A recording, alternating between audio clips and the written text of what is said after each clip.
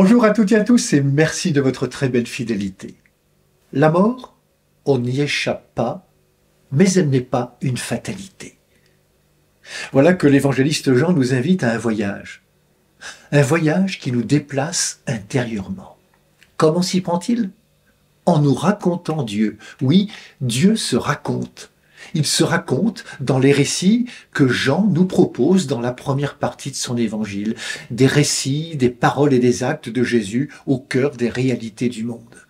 Des récits qui sont des signes qui font voyager nos cœurs et nos intelligences. Des signes où Dieu se raconte, des signes où Dieu se rencontre. Aujourd'hui, il nous met en présence d'un malade qui va mourir. Jésus est au cœur de ce récit. Mais l'attitude de Jésus va nous surprendre et peut-être même nous déranger. On a l'impression qu'il y a deux Jésus, l'un qui a une profonde humanité et l'autre tout en distance, capable d'une puissance de vie divine. Si son cœur est touché par la mort de son ami Lazare, il n'exprime pas ses sentiments, il reste maître de lui-même.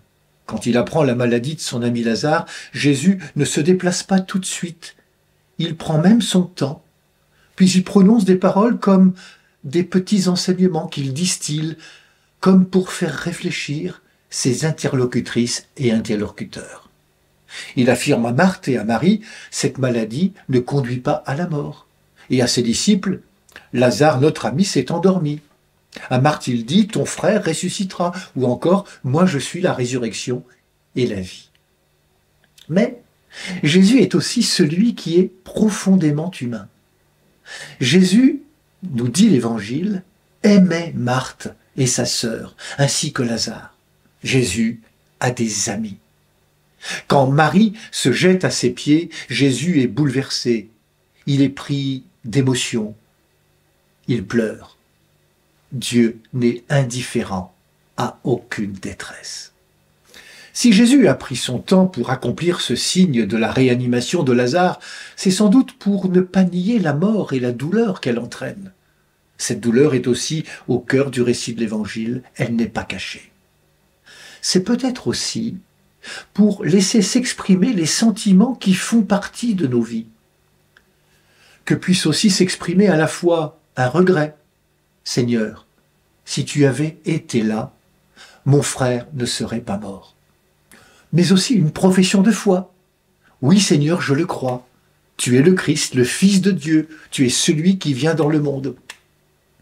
Voyez-vous, ce qui m'a frappé, c'est qu'au cœur du drame de la mort de son ami Lazare, Jésus reste maître de la situation. Jésus ne se laisse pas seulement conduire par ses sentiments, mais aussi et surtout par la volonté de son Père. Il se situe comme un ami qui laisse s'exprimer les sentiments, la douleur, la peine, les interrogations dans les épreuves. Il se situe en même temps comme un passeur, comme celui qui fait passer des ténèbres à la lumière, de la mort à la vie, de cette terre à son Père.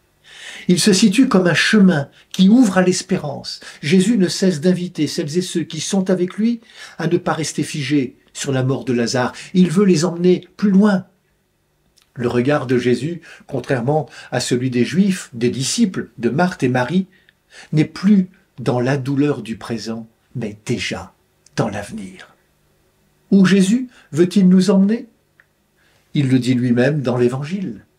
Lazare est mort pour que vous croyiez. Le voilà le sens de ce récit. Jésus invite à la foi. Il ne nous laisse pas seuls devant la mort. Celui qui croit en moi, même s'il meurt, vivra.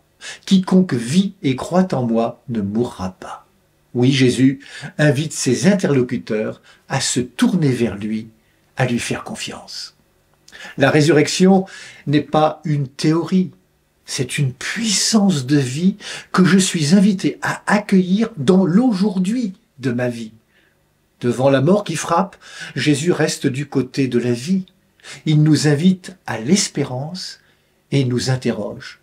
Crois-tu cela? De cette réponse dépend un regard sur les événements de notre vie quotidienne, un autre regard sur notre condition humaine, celui qui redonne vie à Lazare est celui qui donne sa vie pour que nous l'ayons en abondance. Jésus va changer la mort comme il change la vie. Croyons-nous cela? Bonne marche vers Pâques à toutes et tous, prenez bien soin de vous et des autres.